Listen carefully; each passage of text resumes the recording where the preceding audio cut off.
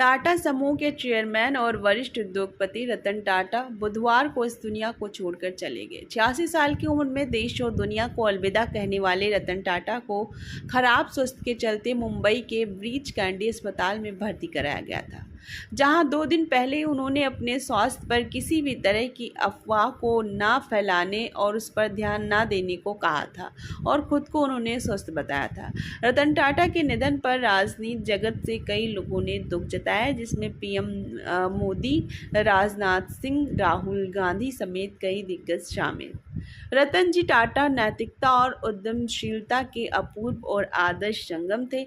लगभग 150 वर्षों की उत्कृष्टता और अखंडता की परंपरा वाले टाटा ग्रुप की कमान सफलतापूर्वक संभालने वाले रतन जी टाटा एक जीवित किंवदंती थे। उन्होंने समय समय पर जिस निर्णय क्षमता और मानसिक दृढ़ता का परिचय दिया, उससे टाटा समूह एक अलग औद्योगिक ऊंचाइयों तक पहुंचा।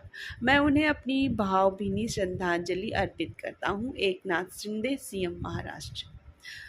नितिन गडकरी ने रतन टाटा के निधन पर दुख जताते हुए कहा कि देश के महान सुपुत्र रतन टाटा जी के निधन का समाचार सुनकर स्तंभ। रतन टाटा जी से 3 दशकों से अधिक का अत्यंत घनिष्ठ पारिवारिक संबंध रहा है। इतने बड़े व्यक्ति की सादगी, उनकी सहजता, अपने से छोटे का भी सम्मान करना, ये सारे गुण मैंने काफ़ी नज़दीक से देखे और अनुभव किए। मुझे अपने जीवन में उनसे बहुत कुछ सीखने को मिला। देश के सबसे बड़े व्यवसायी के नाते देश की अर्थव्यवस्था को मजबूत करने में, रोजगार निर्माण करने में उनका बड़ा योगदान है। वो परम देशभक्त होने के साथ साथ उसूलों पर चलने वाले इंसान थे।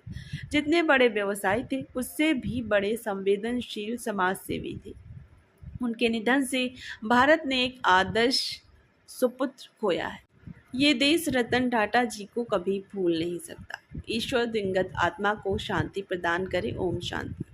केंद्रीय गृह मंत्री अमित शाह सरकार की ओर से गुरुवार को दिग्गज उद्योगपति और परोपकारी रतन नवल टाटा के अंतिम संस्कार में शामिल होंगे।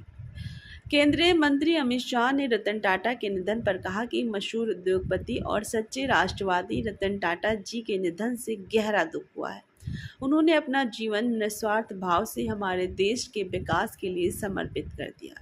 हर बार जब मैं उनसे मिला तो भारत और इसके लोगों की भलाई के प्रति उनका उत्साह और प्रतिबद्धता मुझे चकित कर देती थी। हमारे देश और इसके लोगों के कल्याण के लिए उनकी प्रतिबद्धता ने लाखों सपनों को खिलने में मदद की है। समय रतन टाटा जी को उनके प्यारे देश से दूर लेकर चला जा सकता है, पर वो हमारे दिलों में हमेशा जीवित रहेंगे। मेरी संवेदना टाटा ग्रुप और उनके अनगिनत प्रशंसकों के साथ है। ओम शांति शांति शांति।